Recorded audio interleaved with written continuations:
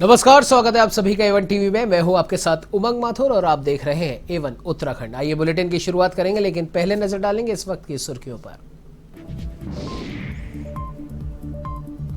चंपावत से उपचुनाव लड़ेंगे मुख्यमंत्री पुष्कर सिंह धामी। विधायक कैलाश घेतोड़ी ने दिया इस्तीफा। विधानसभा अध्यक्ष ने मंजूर किया त्यागपत्र। बीजेपी प्रदेश अध्यक्ष मदन कौशिक, मंत्री चंदन राम दास, सौरभ बहुगुणा रहे मौजूद।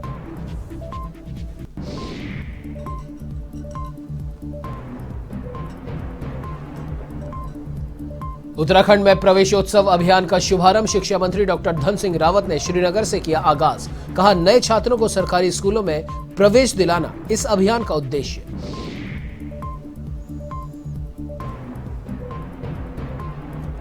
हरिद्वार का पुस्तकालय घोटाला मामला। हाईकोर्ट ने दिए भाजपा विधायक मदन कौशिक को 4 सप्ताह के भीतर जवाब दाखिल करने के निर्देश। 2010 के मामले में दायर की गई है जनहित याचिका।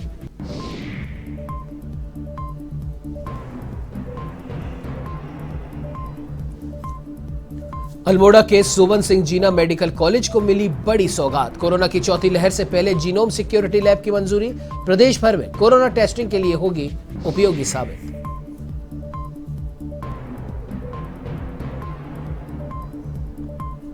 तो जसपुर के भोगपुर डैम इलाके में पुलिस को मिली बड़ी सफलता।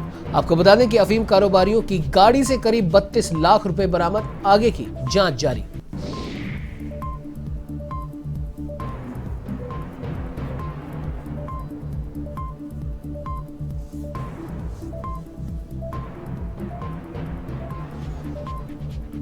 चलिए बढ़ते हैं खबरों की ओर। आपको बता दें कि उत्तराखंड के मुख्यमंत्री पुष्कर सिंह धामी चंपावत से चुनाव लड़ेंगे। ये साफ हो गया है। उनके लिए चंपावत के विधायक कैलाश घेतोड़ी ने अपनी सीट खाली कर दी है। तो वही विधानसभा अध्यक्ष ऋतु खंडोड़ी भूषण को विधानसभा की सदस्यता से अपना त्यागपत्र सौंपा, जिसे विधानसभा अध्यक्ष ने मंजूर कर लिया है। इस दौरान बीजेपी के प्रदेश अध्यक्ष मदन कौशिक, कैबिनेट मंत्री चंदन राम दास, कैबिनेट मंत्री सौरभ बहुगुणा, संगठन महामंत्री अजय कुमार, विधायक खजान दास, मेयर सुनील उनियाल मौजूद रहे। गौरतलब है कि 2022 विधानसभा चुनाव में बीजेपी ने प्रदेश में शानदार जीत हासिल की थी। कांग्रेस को करारी हार का सामना करना पड़ा। हालांकि मुख्यमंत्री पुष्कर सिंह धामी अपनी खटीमा सीट से हार गए थे। ऐसे में फिर पुष्कर सिंह धामी के सीएम बनने के बाद कई विधायक अपनी सीट खाली करने का मन बना रहे थे। चंपावत के बीजेपी विधायक कैलाश घेतोड़ी ने सबसे पहले अपनी सीट खाली करने का ऐलान किया। मुख्यमंत्री बनने के बाद धामी ने सबसे पहले चंपावत का दौरा किया था और इसी से चर्चा शुरू हो गई थी कि वे यहीं से उपचुनाव लड़ सकते हैं। आज हमारे माननीय विधायक चंपावत कैलाश घेतोड़ी जी ने विधानसभा से त्यागपत्र दिया था और वो त्यागपत्र स्पीकर होने के बाद मैंने स्वीकार किया। तो ये शिक्षा मंत्री डॉक्टर धन सिंह रावत ने जीजीआईसी श्रीनगर से प्रवेशोत्सव अभियान का शुभारंभ किया। इस अभियान का उद्देश्य नए छात्रों को सरकारी स्कूल में प्रवेश दिलाना है। यह अभियान 20 से 30 अप्रैल तक चलेगा। इस दौरान शिक्षा मंत्री डॉक्टर धन सिंह रावत ने कहा कि प्रत्येक जिले के जो 10 स्कूल सबसे ज्यादा छात्रों को एडमिशन देंगे, उन्हें एक कंप्यूटर सरकार द्वारा दिया जाएगा। और साथ ही शिक्षा मंत्री डॉक्टर धन सिंह रावत ने यह भी घोषणा की कि प्रत्येक प्राइमरी स्कूल को 5,000 रुपए, जूनियर स्कूल को 10,000, हाई स्कूल को 15 और इंटरमीडिएट तक के स्कूलों को 20,000 रुपए पुस्तकालय के लिए किताब खरीदने के लिए दिए जाएंगे। उन्होंने ये भी कहा कि 9वीं में पढ़ने वाली छात्राओं को सरकार द्वारा साइकिल दी जाएगी और जो छात्रा साइकिल नहीं लेना चाहती उनके खाते में 2,850 रुपए डाले जाएंगे।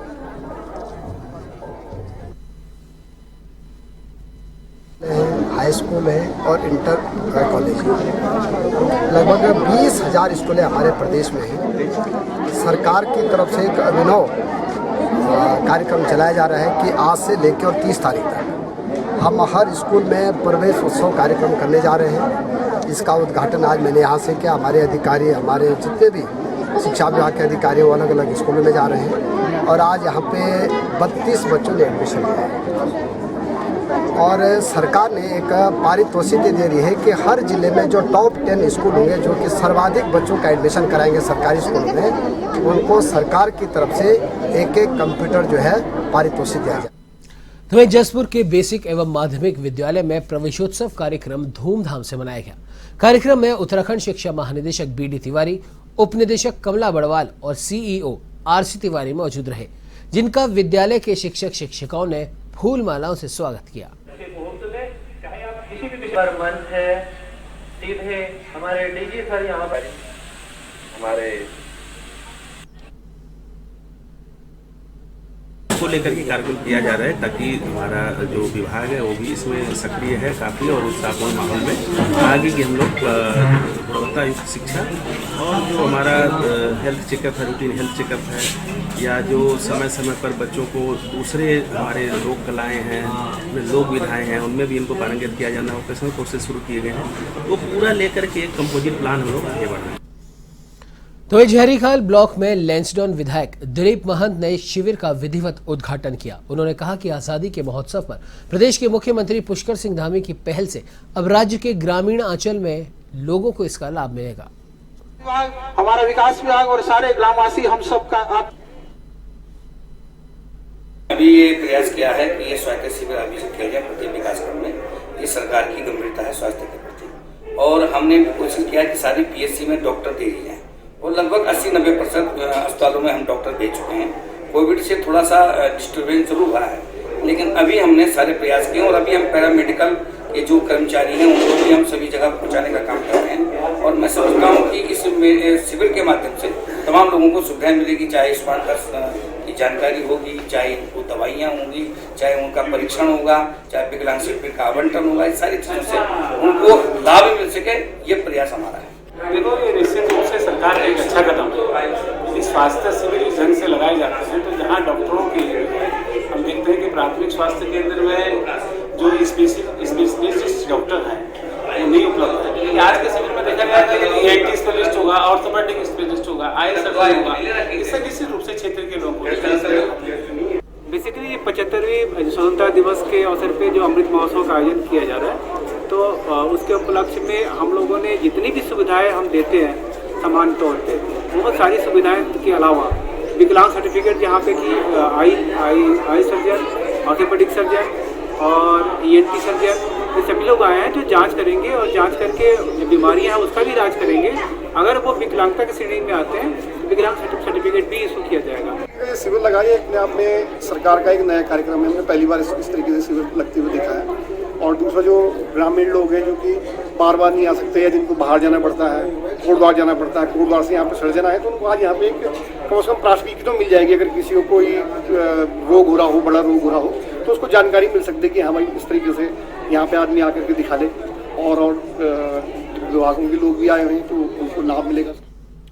तो वही आजादी के अमृत महोत्सव कार्यक्रम के तहत थराली सहित देवाल विकासखंड में स्वास्थ्य मेले का आयोजन किया गया, जिसका उद्घाटन कार्यक्रम में विधायक भूपाल राम टमटा ने किया। इस दौरान मुख्य चिकित्सा अधिकारी चमोली SP कुड़ियाल ने बीमारियों से बचाव और स्वास्थ्य को तंदुरुस्त रखने की जानकारी आमजन को दी।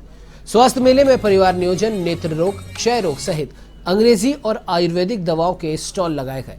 इसके साथ ही स्वास्थ्य मेले में लोगों ने अपने आयुष्मान कार्ड भी बनवाए। तो वहीं विधायक भूपाल राम टमटा ने सभी स्टॉलों का निरीक्षण किया। इस दौरान विधायक ने कहा कि निश्चित तौर पर ऐसे स्वास्थ्य कैंपों के आयोजन से आमजन को भी लाभ मिलता है।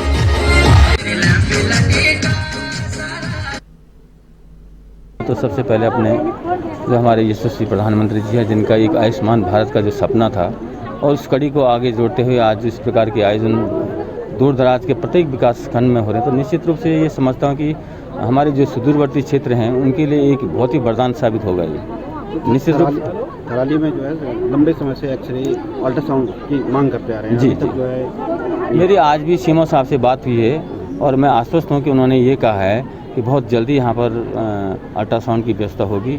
और उन्होंने ये भी कहा है कि मैं सप्ताह में एक दिन निश्चित रूप से यहाँ पर व्यवस्था करके मैं खुद आऊँगा या मैं किसी कर्मचारी को लगा, किसी रेडियोलॉजिस्ट को लगा करके यहाँ पर करूँगा। और मैं आश्वस्त हूँ कि उन्होंने जो वायदा किया हमसे वो यहाँ पर शुरुआत करेंगे। मेरी भी चिंता थी और मैं माननीय स्वास्थ्य मंत्री से मैंने आग्रह किया था, मैं उनसे मिला था कि हमारा जो क्षेत्र है, हमारे जो क्षेत्र की जो मातृशक्ति हमारी महिलाएं हैं, बहुत बड़ी समस्या थी और इस समस्या का निदान के लिए मेरी प्राथमिकता है। प्रधानमंत्री जी के संरक्षण में इतना पूरे हिंदुस्तान में, भारत में इसका कार्यक्रम चल रहा है।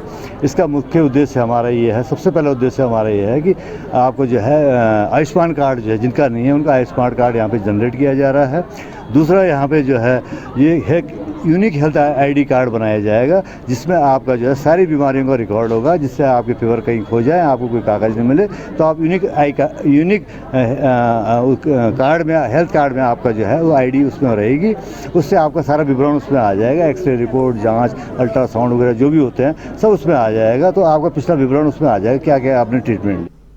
तो वह हाईकोर्ट ने 2010 में हरिद्वार में हुए पुस्तकालय घोटाले के मामले में दायर जनहित याचिका पर सुनवाई के बाद तत्कालीन विधायक मदन कौशिक को 4 सप्ताह के भीतर जवाब दाखिल करने के निर्देश दिए हैं।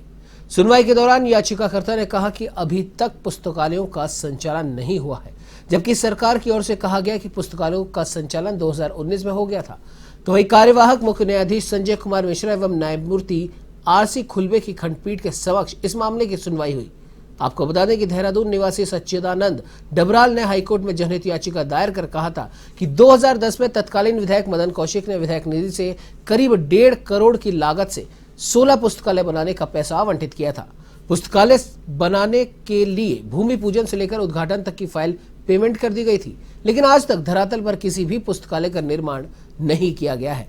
आरोप था कि विधायक निधि के नाम पर विधायक ने तत्कालीन जिला विकास अधिकारी, मुख्य विकास अधिकारी और ग्रामीण निर्माण विभाग के अधिशासी अभियंता के साथ मिलकर बड़ा घोटाला किया।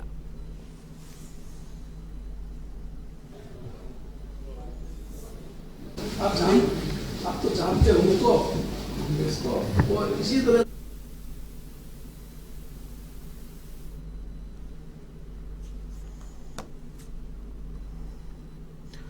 तो अल्मोड़ा के सोबन सिंह जीना मेडिकल कॉलेज के लिए एक बड़ी सौगात मिली है, जिसमें अब जीनोम सिक्योरिटी लैब बनने जा रही है, जो कोरोना टेस्टिंग के लिए काफी उपयोगी साबित होगी।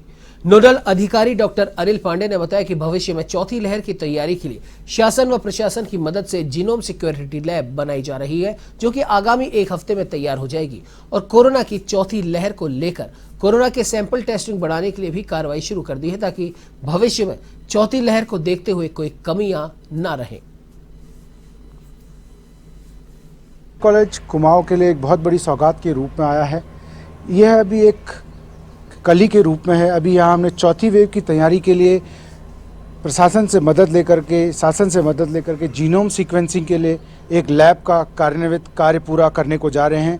आगामी 1 हफ्ते में यहाँ पे वो लैब इस्टेब्लिश हो जाएगी एवं कोरोना वायरोलॉजी लैब में हमने सैंपल बढ़ाने के लिए समस्त कार्रवाई शुरू कर दी है, ताकि भविष्य में कोरोना की चौथी लहर को देखते हुए कोई भी कमी या चूक हमारी तरफ से न हो पाए एवं समस्त डिपार्टमेंट वार्ड्स हैं वहाँ पे पूर्ण रूप से तैयारी की जा सके। ऑक्सीजन पाइपलाइन से लेकर के ऑक्सीजन सप्लाई का समस्त कार्य मैं खुद नोडल ऑक्सीजन सप्लाई का इंचार्ज डॉक्टर अनिल पांडे देख रहा हूँ।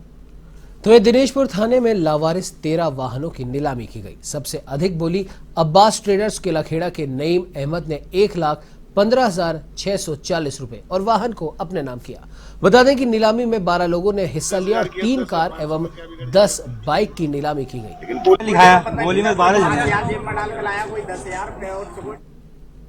जो विभिन्न अभियोगों में पकड़ी गई गाड़ियां थी, काफी पुरानी यहाँ जब्त की गई थी, तो उसके संबंध में एक कमेटी बनी थी जिसमें SDM, RTO और CO इन तीनों के समक्ष आज बोलीदाता यहाँ उपस्थित हुए। लगभग 12 बोलीदाता थे। तो उनके समक्ष जो कार और यहाँ 4 कार थी, 3 कार थी और उसके अलावा बाइक्स थी, उनकी बोली गई। एक नईम अहमद है, उनके पेपर में बोली लगभग 98,000 में गई है। तो आज तो ये प्रोसेस पूरी हो गई है। इसके पश्चात जैसे कोर्ट के माध्यम से अनुमति मिलती है, उसके पश्चात तो फर्दर बोले इस तरह की कार्रवाई की जाएगी। यहाँ दिनेशपुर पेपर के माध्यम से पता चला कि आज यहाँ नीलामी है थाने की, और यहाँ पर कुछ बाइकें हैं और कुछ कारें थीं। ये हमने नीलामी में ख़रीदी हैं, अधिकतम रेट से ख़रीदी हैं ये, और ये नीलामी हमारे पक्ष हुई है। और जो है ये हमने यहाँ से थाने से ख़रीदी है। ये नियमानुसार तो मोटर व्हीकल एक्ट ये कहता है कि गाड़ी अगर निरुद्ध की गई है और कोई अगर उसको लेने नहीं आता है तो 3 महीने के बाद, यानी कि 90 दिन के बाद गाड़ी को हम नीलामी की कैटेगरी में रख सकते हैं। लेकिन अब व्यस्तता की वजह से, या ये कहिए कि कई बार ये होता है कि ये लोकल स्तर पे ही जैसे मूल्यांकन जैसे करवाया जाता है, पूरी प्रोसेस नहीं होती है।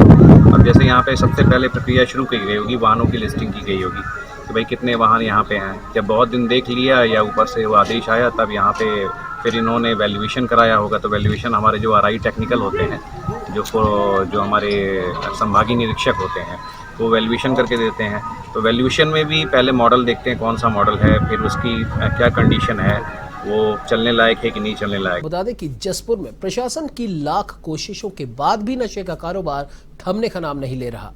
भोगपुर डैम इलाके में मुखबिर की सूचना पर पुलिस को एक बड़ी कामयाबी हाथ लगी है, जहां अफीम कारोबारियों की गाड़ी से पुलिस ने 32,68,500 रुपए की धनराशि बरामद की। तो वही पुलिस क्षेत्राधिकारी काशीपुर वीर सिंह ने बताया कि मुखबिर ने सूचना दी थी यहां अफीम बेची जा रही है, लेकिन जब मौके पर पहुंचे तो गाड़ी में 32,68,500 रुपए मिले। पूछने पर कोई स्पष्ट जवाब नहीं दिया गया, जिसके बाद पैसे और गाड़ी दोनों को सीज कर दिया।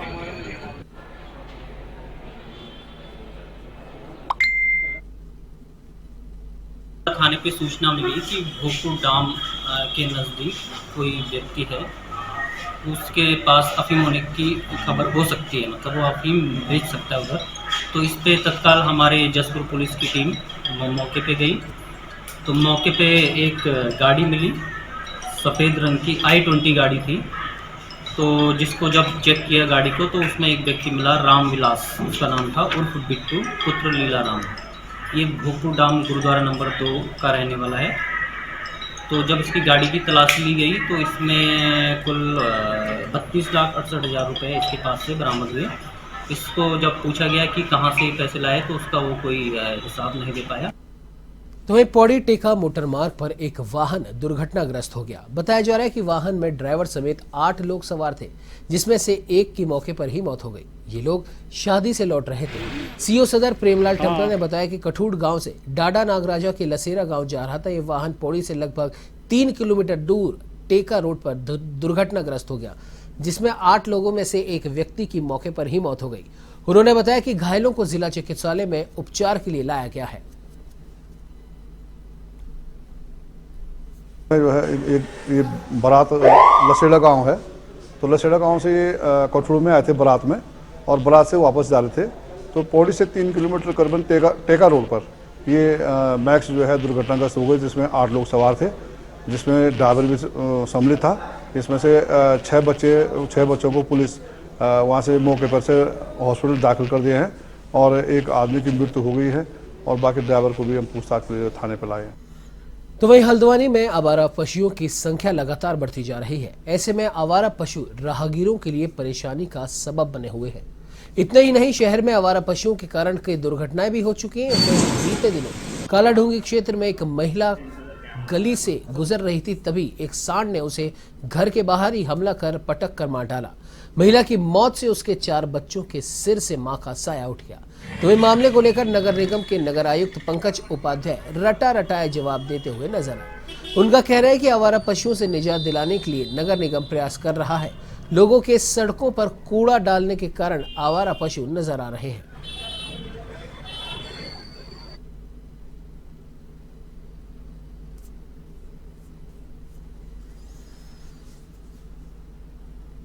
तो इस सितारगंज में स्थानीय प्रशासन द्वारा अतिक्रमण हटाओ अभियान चलाए जाने के बाद बीजेपी मंडल अध्यक्ष विजय सलूजा समेत दर्जनों भाजपा नेताओं ने अतिक्रमण अभियान रोकने के संबंध में उप जिलाधिकारी तुषार सैनी को ज्ञापन सौंपा।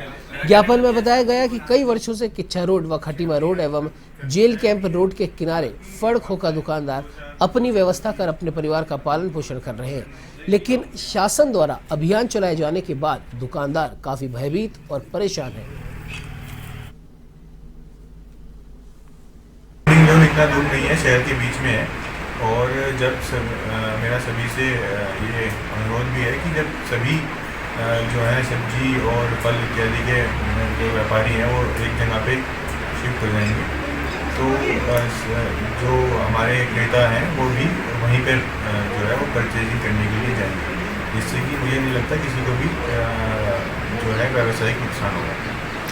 वेल्डिंग जोन पर अगर सहमति मुझे उम्मीदें जल्दी बन जाएंगी तो उसके बाद सिर्फ शिफ्ट होना है वहाँ पे, और भूमि जो है पूर्ण रूप से समतल है, तो वहाँ पे ज़्यादा वक्त नहीं लगेगा।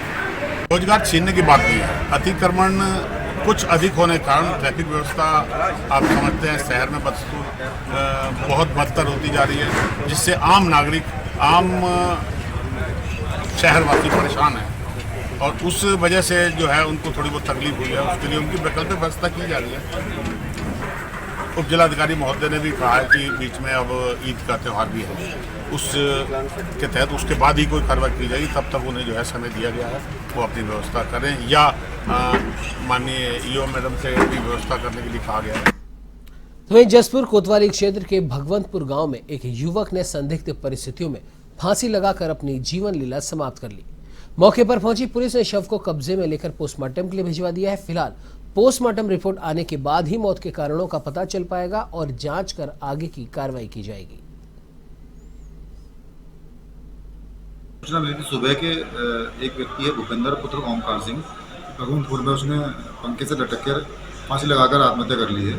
तो हम मौके पर गए थे, मौके पर जाकर शव को कब्जे में लेकर पोस्टमार्टम के लिए भेज दिया गया है और उसको आत्महत्या करने के कारण का पता लगा। ठीक है, उसमें जांच की जा रही है। अभी ऐसा कुछ नहीं कह सकते कि उसमें जब जांच के बाद जो तथ्य सामने आएंगे उस हिसाब से कार्रवाई की।